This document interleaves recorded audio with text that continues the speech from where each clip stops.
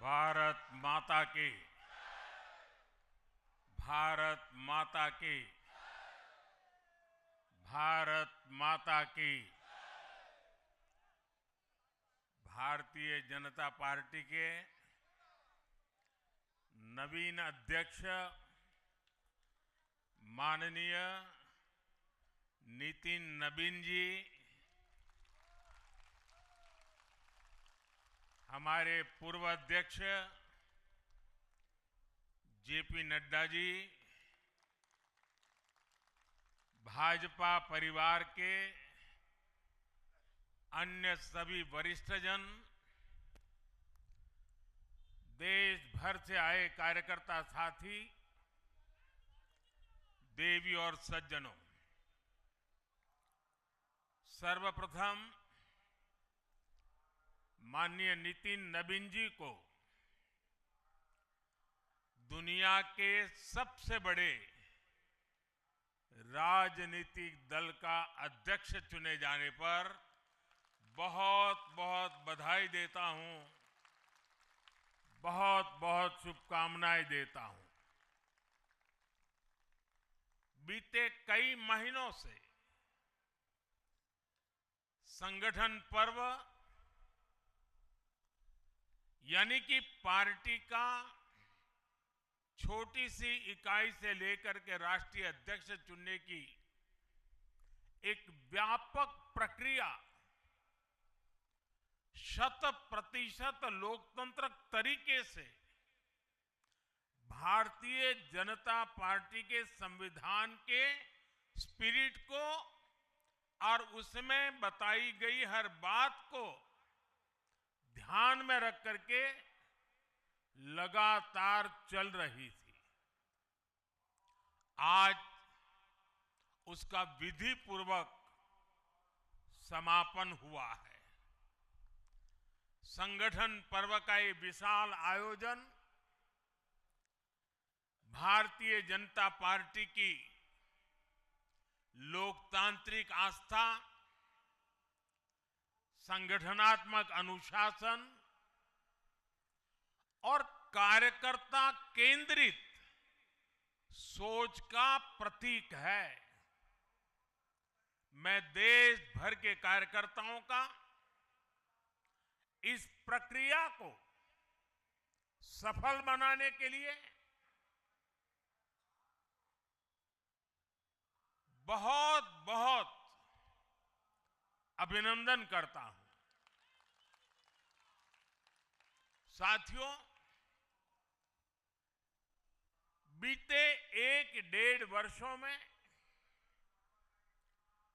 Doctor Shyama Prasad Mukherjee की 125वीं जयंती का पर्व, अटल जी की 100वीं जन्म जयंती, राष्ट्रीय स्वयंसेवक संघ के 100 वर्ष, ऐसे महापर्व हम मनाते रहे हैं। ये वो प्रेरणाएं हैं जो देश के लिए जीने के हमारे संकल्प को और मजबूत करती है। हमारा नेतृत्व परंपरा से चलता है,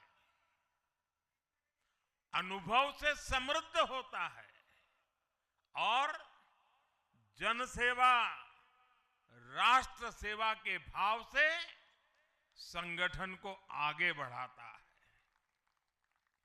साथियों, अटल जी, आडवाणी जी और मुरली मनोहर जोशी जी के नेतृत्व में बीजेपी ने शून्य से लेकर शिखर तक का सफर देखा है।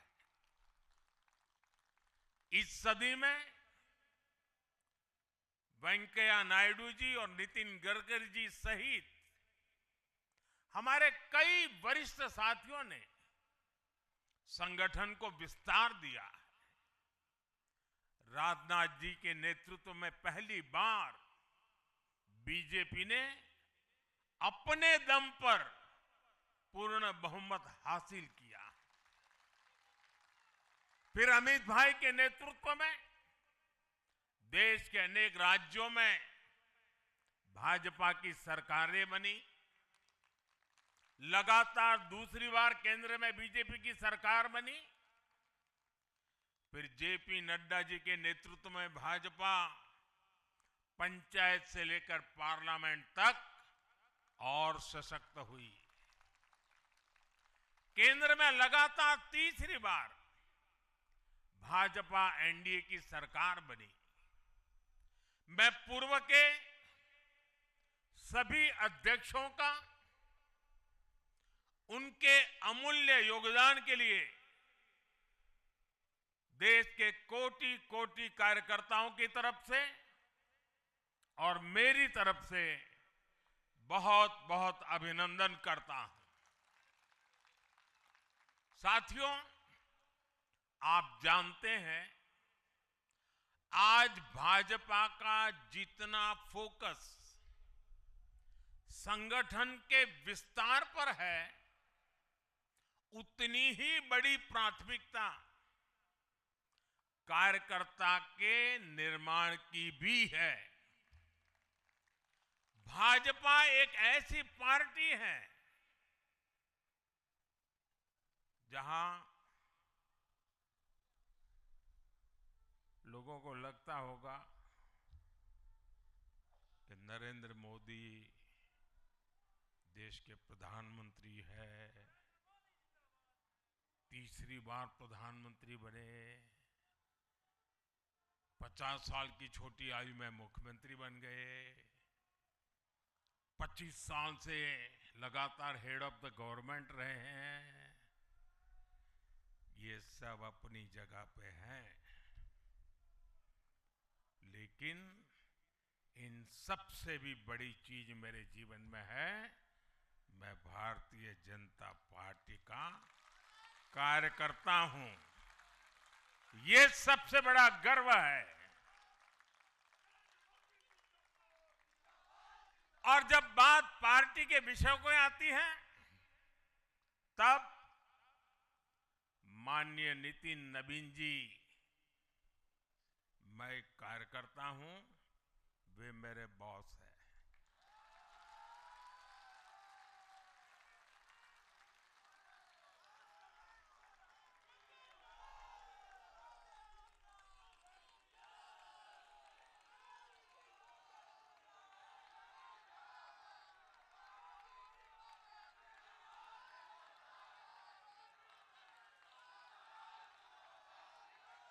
अब माननीय नितिन नवीन जी हम सभी के अध्यक्ष हैं।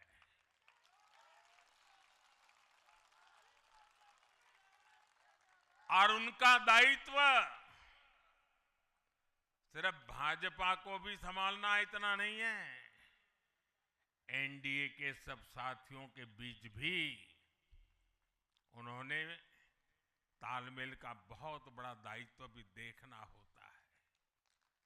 साथियों, माननीय नितिन जी के संपर्क में जो भी आया है, वो उनकी सरलता और सहजता की चर्चा जरूर करता है। बीजेपी युवा मोर्चा का दायित्व हो, अलग अलग राज्यों में प्रभारी के रूप में जिम्मेदारी हो, या फिर बिहार सरकार में काम करने का अनुभव हो, नितिन जी ने हमेशा जब जब जो जहां जहां जो जिम्मेवारी मिली, अपने आप को उन्होंने साबित किया है। जिम्मेवारी देने वालों को भी उनके कार्य ने गर्व से भर दिया है। साथियों, ये 21वीं सदी है और देखते ही देखते 21वीं सदी के पहले 25 वर्ष तो पूरे भी हो चुके हैं। आने वाले 25 वर्ष बहुत महत्वपूर्ण है। ये वो कालखंड है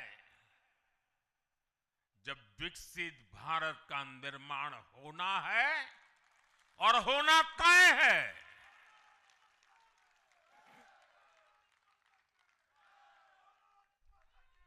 इस महत्वपूर्ण कालखंड की शुरुआत में हमारे माननीय नितिन नवीन जी बीजेपी की विरासत को आगे बढ़ाएंगे। मैं आजकल के युवाओं की भाषा में कहूं तो नितिन जी खुद भी एक प्रकार से मिलेनियल है। वो उस जनरेशन से हैं जिसने भारत में बड़े आर्थिक, सामाजिक और टेक्नोलॉजिकल परिवर्तन होते देखे हैं। वो उस जनरेशन से हैं जिसने बचपन में रेडियो से सूचनाएं पाई और आज एआई के भी एक्टिव यूजर है। नितिन जी के पास युवा ऊर्जा भी है और संगठन में कार्य का लंबा अनुभव भी है।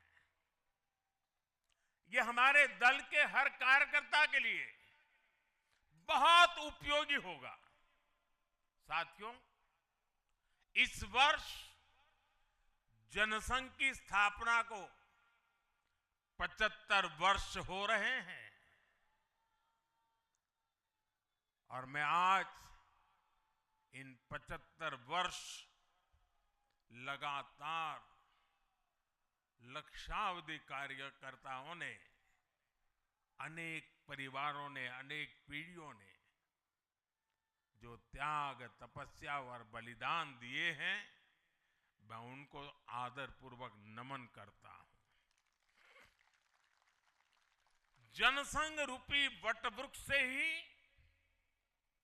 भाजपा का जन्म हुआ और भाजपा दुनिया के सबसे बड़ा राजनीतिक दल बन चुकी है। और ये सिर्फ भाजपा के कार्यकर्ताओं के लिए गौरव का विषय है इतना नहीं है। देश के राजनीतिक समीक्षकों को दुनिया को ये बात बतानी चाहिए कि भारत एक ऐसा देश है जिसकी रगों में इसकी मजबूती से लोकतंत्र चल रहा है, कि जहां दुनिया की सबसे बड़ी पॉलिटिकल पार्टी है। साथियों, बीजेपी एक संस्कार है। बीजेपी एक परिवार है। हमारे यहां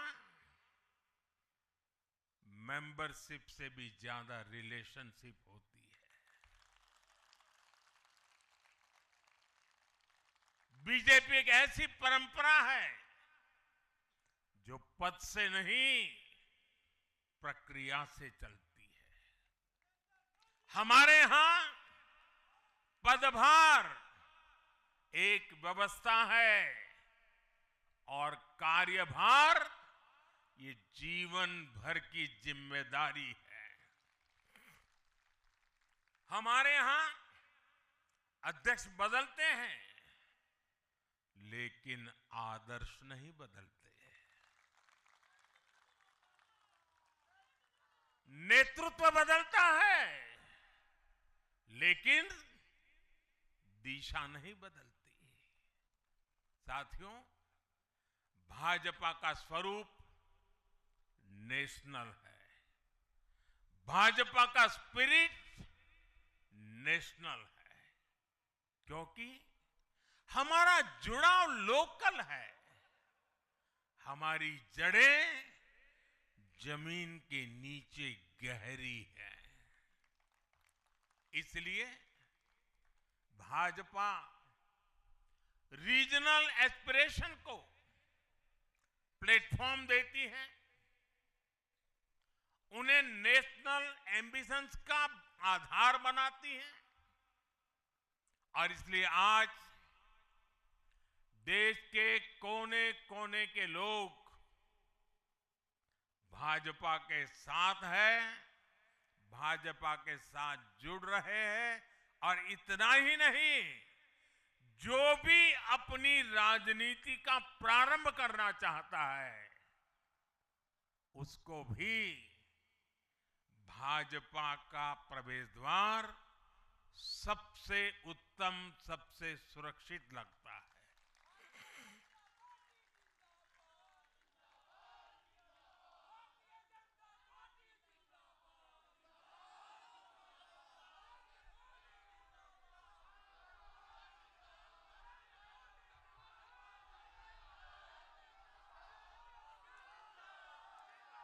साथियों,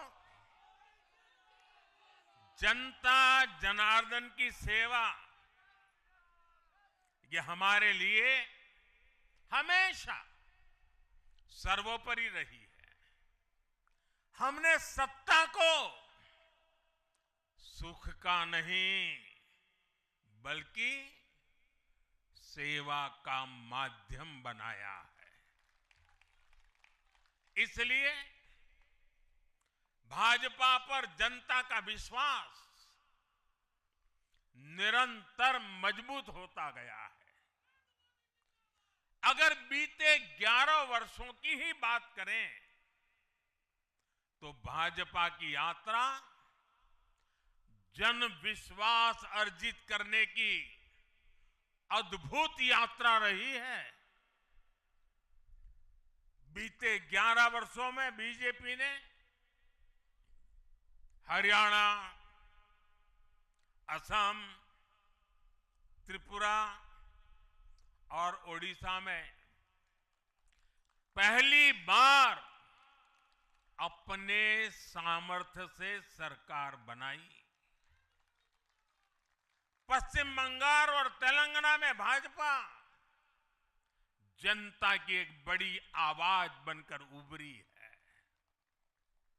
अक्सर होता यह है कि लंबे कार्यकाल के बाद सरकारों के लिए टिके रहना मुश्किल होता है, लेकिन बीजेपी ने इस ट्रेंड को भी तोड़ दिया है। गुजरात हो, मध्य प्रदेश हो, महाराष्ट्र हो, बिहार हो, इन सभी राज्यों में कई कार्यकाल के बावजूद बीजेपी पहले से भी बड़े जनादेश के साथ सरकार में लौटी है।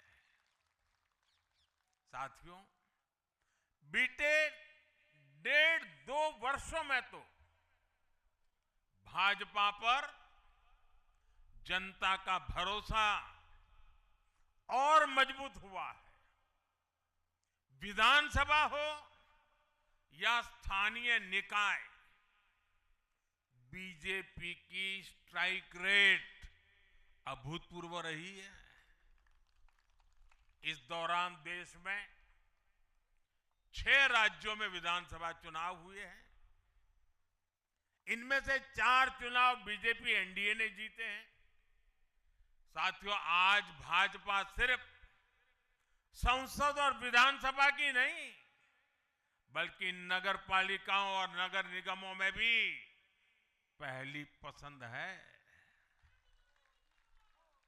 और इसका ताजा उदाहरण अभी हमारा महाराष्ट्र है। हाल में जो मेयर और पार्षदों के चुनाव परिणाम सामने आए, अभूतपूर्व है। बीजेपी महाराष्ट्र के स्थानीय निकायों में नंबर 1 पार्टी बनी है। कुल 29 में से 25 बड़े शहरों की जनता ने बीजेपी एनडीए को चुना है। कुल जितने पार्षद जीते हैं उनमें से 50% बीजेपी के हैं। ऐसे ही केरला के करीब 100 पार्षद हैं। केरला की राजधानी तिरुअनंतपुरम की जनता ने मेयर चुनाव में 45 साल बाद लेफ्ट से सत्ता छीनी और भाजपा पर भरोसा किया। मुझे पूरा विश्वास है कि आने वाले विधानसभा चुनावों में भी लोग केरला में बीजेपी को अवसर जरूर देंगे। साथियों, बीजेपी निरंतर जीत रही है, उसका विस्तार हो रहा है। ये निश्चित तौर पर हम सभी के लिए गर्व का विषय है, लेकिन हम ये सभी के लिए बहुत बड़े दायित्व का बोध भी है और दायित्व बोध का समय भी है। कभी भाजपा ने पार्टी विद अ डिफरेंस के रूप में अपनी यात्रा शुरू की थी। आज बीजेपी पार्टी ऑफ गवर्नेंस भी है। देश के आजादी के बाद शासन के अलग अलग मॉडल देखे हैं। कांग्रेस के परिवारवाद का मॉडल, लेफ्ट का मॉडल, क्षेत्रीय दलों का मॉडल, अस्थिर सरकारों का दौर, ये सब मॉडल देख चुका है।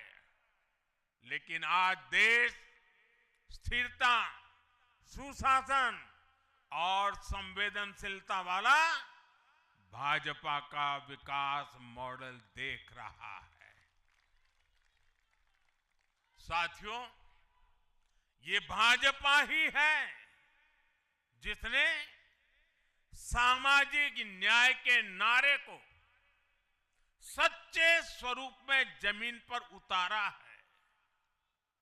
हमने गरीब कल्याण की योजनाओं को सरकारी फाइलों से निकालकर गरीब के घर तक पहुंचाया है।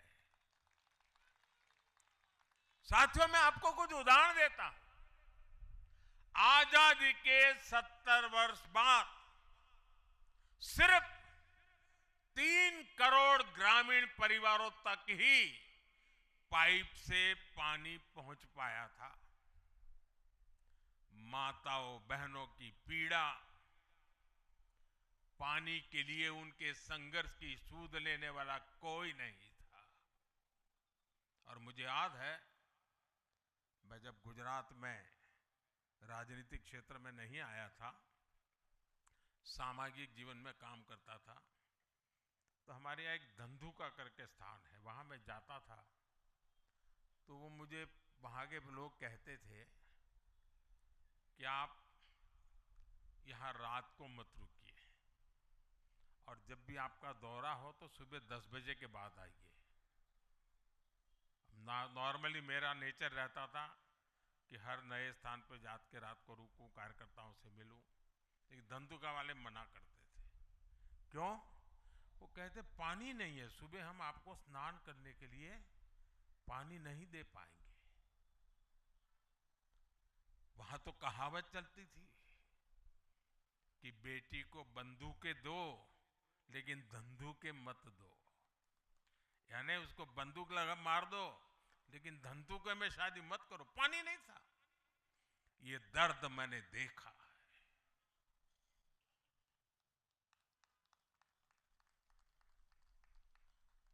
मैं धरती की सच्चाई से जुड़ा था। माताओं बहनों की पीड़ा अपनी आंखों के सामने देखी थी और तब हम जल जीवन मिशन लेकर आए और सिर्फ 5-6 साल में 12 करोड़ से ज्यादा परिवारों को नल से जल की सुविधा से जोड़ा।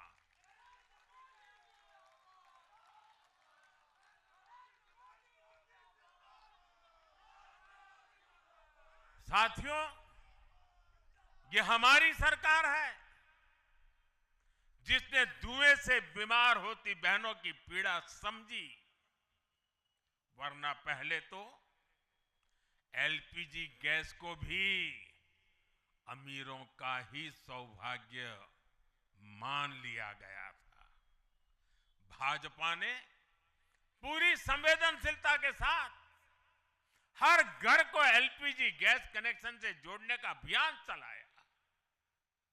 वर्ष 2014 तक जहां सिर्फ 14 करोड़ एलपीजी कनेक्शन थे, आज देश में 33 करोड़ से अधिक गैस कनेक्शन है। ऐसे ही गांव की बहनों को लखपति दीदी बनाने का अभियान है। यह भी इसलिए संभव हो पाया क्योंकि भाजपा बहनों बेटियों के सपनों के प्रति संवेदनशील है। साथियों, एक जमाना था हम भी सुनते थे कि फलाना परिवार वो तो लखपति परिवार है, ढीकना परिवार लखपति परिवार है, यानी लखपति होना बहुत बड़ी बात मानी जाती थी। ये मोदी है जो सपने देखता है कि मेरे गांव की गरीब मां भी लखपति दीदी बनेगी।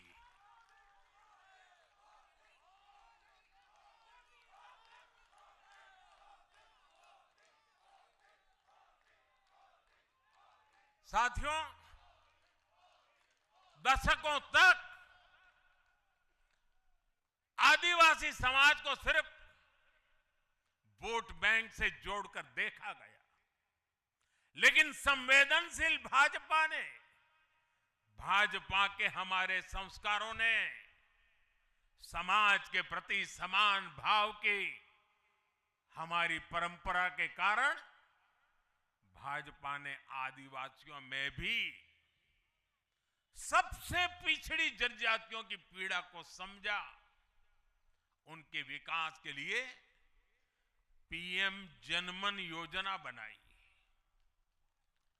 और पीएम जनमन योजना के लाभार्थी इतने बिखरे हुए हैं और एक दो दूर दूर जंगलों में पड़े हैं।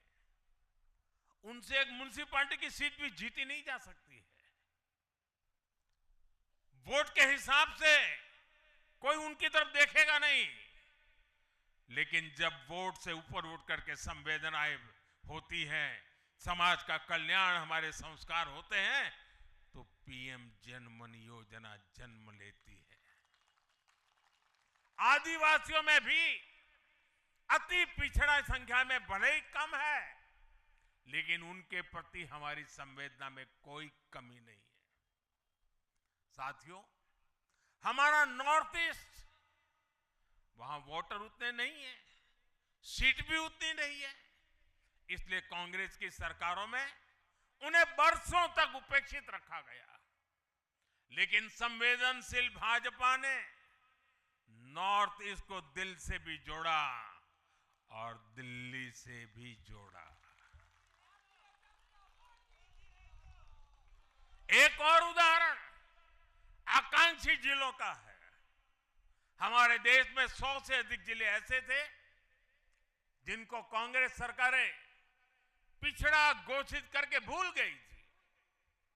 इन जिलों को पनिशमेंट पोस्टिंग के लिए इस्तेमाल किया जाता था, यानी जिन अधिकारियों को सजा देनी होती थी तो उन्हें वहां भेजा जाता था। हमारी भाजपा सरकार ने इन जिलों को आकांक्षी जिले घोषित किया और प्राथमिकता के आधार पर इनके विकास के लिए काम किया। आज ये आकांक्षी जिले विकास के कई पैरामीटर्स पर अन्य जिलों से बेहतर प्रदर्शन कर रहे हैं, राज्य की एवरेज की बराबरी आकर के खड़े हो गए। साथियों, भाजपा का मंत्र है पिछड़ों को प्राथमिकता, पिछड़ों को प्राथमिकता। जिनकी किसी ने सूद नहीं ली, हमने उनकी साधना की है। जिनको किसी ने पूछा नहीं, मोदी ने उन्हें पूजा है। हमारी कार्य संस्कृति सर्वसमावेशी है, सर्वांगीण है, सर्वस्पर्शी है, सर्वहितकारी है, सर्व कल्याणकारी है। और ये कार्य संस्कृति गरीब को समान अवसर देने वाली है, गरीब को सशक्त करने वाली है। इसी वजह से सिर्फ एक दशक में 25 करोड़ लोगों ने गरीबी को पराजित किया है। और ये 25 करोड़ लोग कौन हैं? इनमें सबसे अधिक दलित, पिछड़े और आदिवासी परिवार है। साथियों, बीते वर्षों में जन विश्वास की जो पूंजी हमने अर्जित की है, उस भरोसे को कायम रखना बहुत बड़ी जरूरत है। देश की जनता 2047 तक विकसित भारत बनाने के लिए संकल्पित है। इसलिए बीते 11 वर्षों में रिफॉर्म्स की जो यात्रा हमने शुरू की है, वो अब रिफॉर्म एक्सप्रेस बन चुकी है। हमें राज्यों के स्तर पर, शहर की इकाइयों के स्तर पर, जहां भी भाजपा एनडीए सरकारें हैं, वहां रिफॉर्म्स की गति तेज करनी है। भाजपा सिटी गवर्नेंस का भी एक नया मॉडल देश के सामने प्रस्तुत कर रही है। इस लक्ष्य के साथ हम आगे बढ़ना चाहते हैं।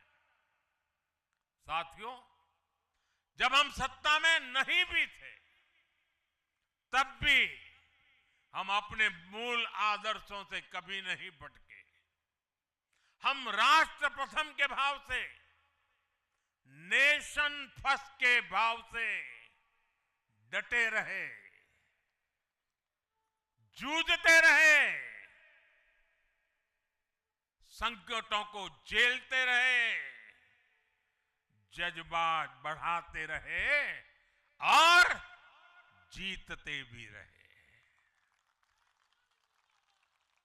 हम वो लोग हैं, हमारा वो चरित्र है, हमारे वो संस्कार है। खुद से बड़ा दल और दल से बड़ा देश, ये भाजपा के हर कार्यकर्ता का संस्कार है, भाजपा के हर कार्यकर्ता का जीवन मंत्र है। इसी भाव के साथ बीते 11 वर्षों में हमने अनेक चुनौतियों पर विजय पाई है। जम्मू कश्मीर से आर्टिकल 370 की दीवार गिराना हो, 3 तलाक के खिलाफ कानून बनाना हो, इनको कभी असंभव माना जाता था। आज ये हकीकत बन चुके हैं।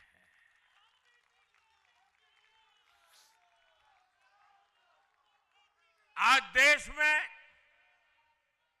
माओवादी आतंक भी अपनी अंतिम सांसें गिन रहा है। साथियों, आगे भी हमें हर चुनौती का पूरे सामर्थ्य से सामना करना है।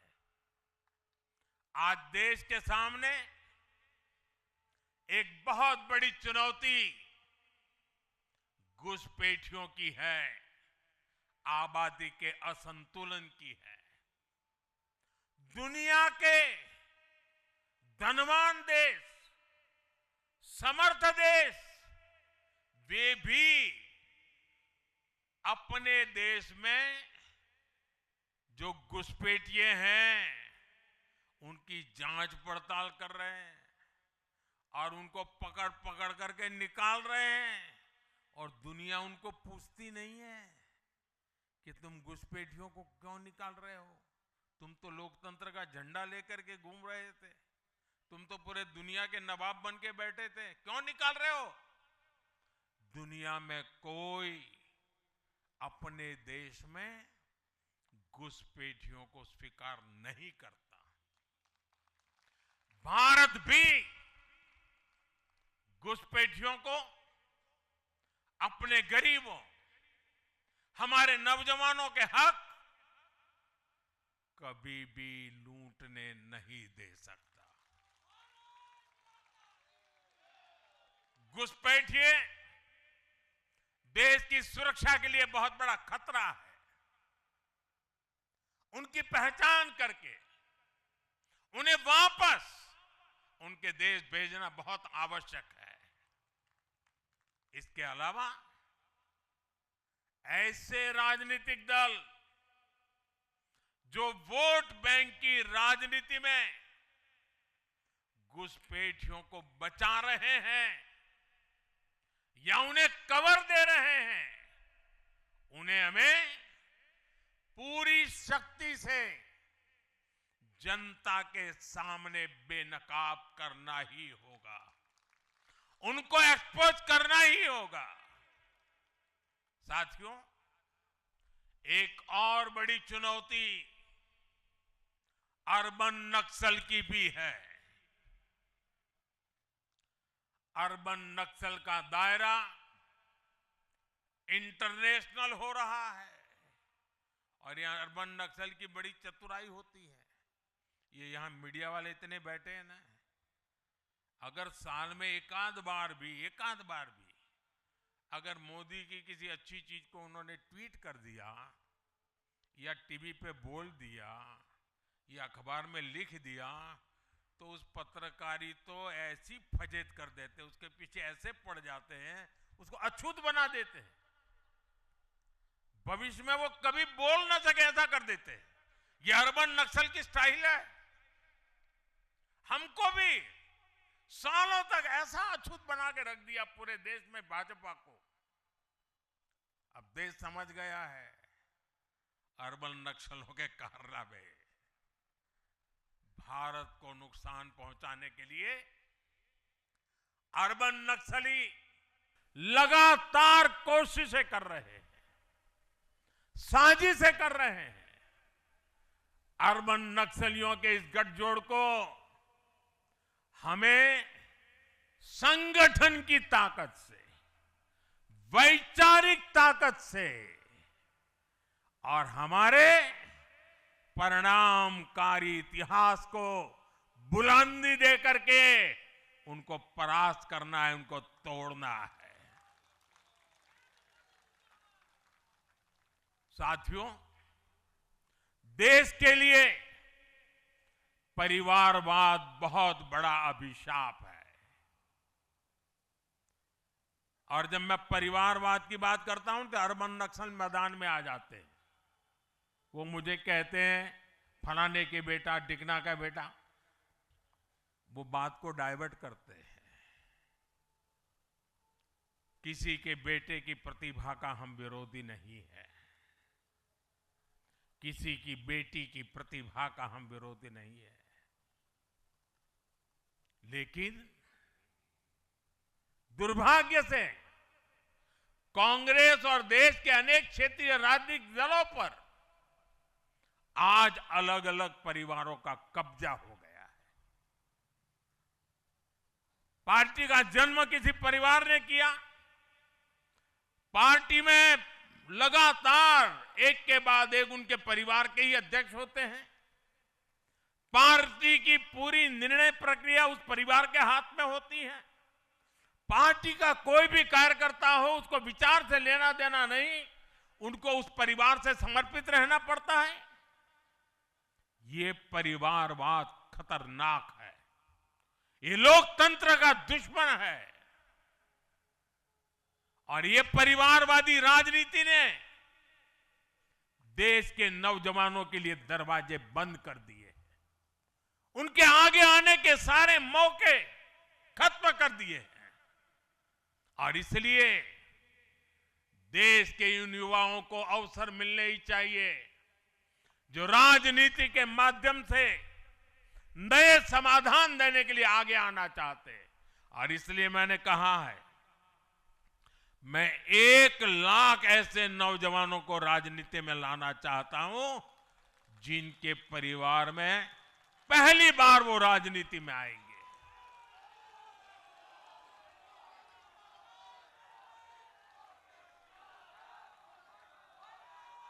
साथियों, अपने इन प्रयासों के बीच हमें हर उस बुराई से दूर रहना है। और ये बात मैं जरा गंभीरता से बताना चाहता हूं। जनता हमें आशीर्वाद दे रही है, निरंतर आशीर्वाद दे रही है। हम जो कुछ भी है, जनता जनार्दन के आशीर्वाद के कारण है। हम जो कुछ भी हैं, मेहनत कश समर्पित कार्यकर्ताओं के परिश्रम के कारण है।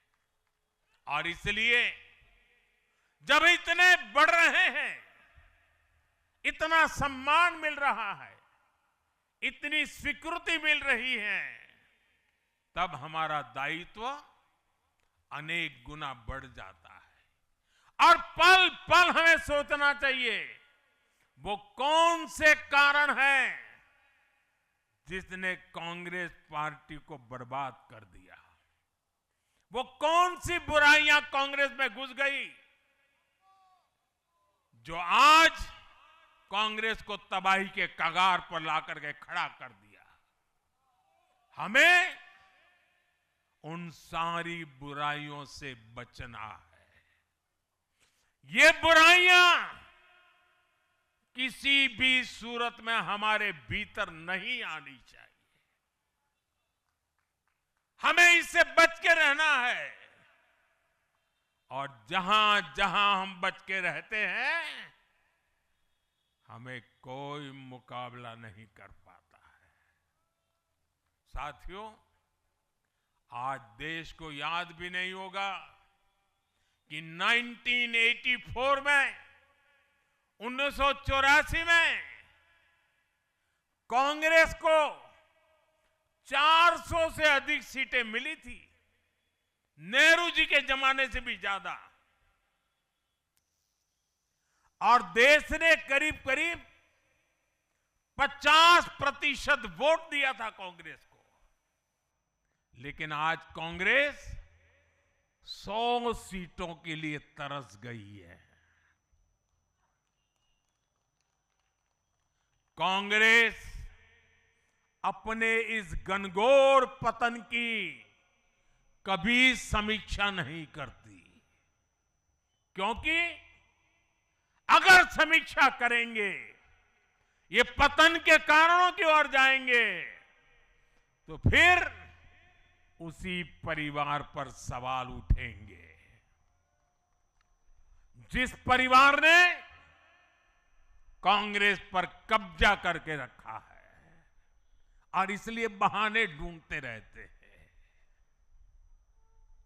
पतन की तरफ सही कारण ढूंढने की हिम्मत तक खो चुके हैं वो लोग। साथियों, दूसरी तरफ भाजपा है।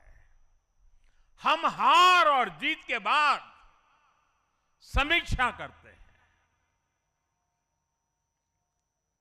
मैं आपको फिर महाराष्ट्र चुनाव का नतीजों का उदाहरण दूंगा।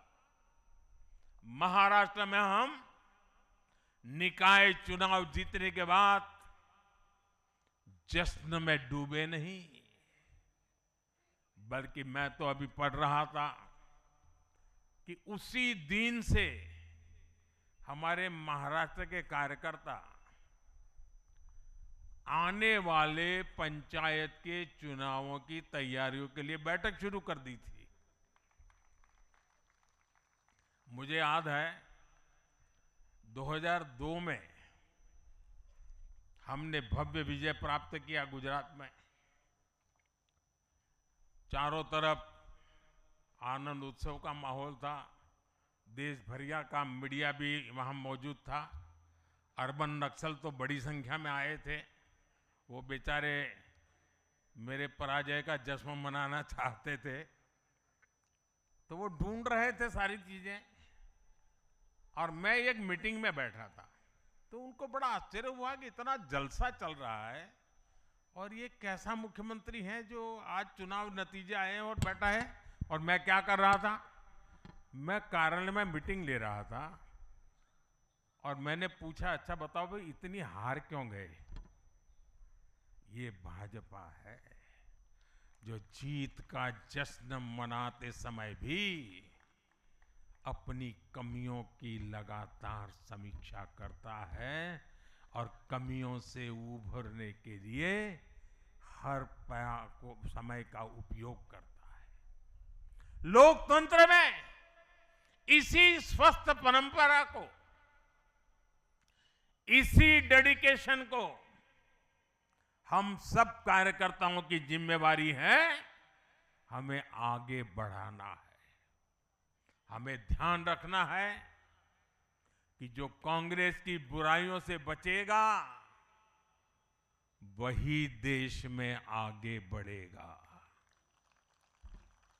साथियों, आज भाजपा परिवार को अपना नया मुखिया मिला है, ऊर्जावान मुखिया मिला है, अनुभवी मुखिया मिला है। और भाजपा परिवार की हमारी ताकत हर कार्यकर्ता का परिश्रम है, उसकी सामूहिक चेतना है। बूथ पर जो हमारा कार्यकर्ता पूरे साल भर जुटा रहता है, वो ही हमारी सच्ची ताकत है।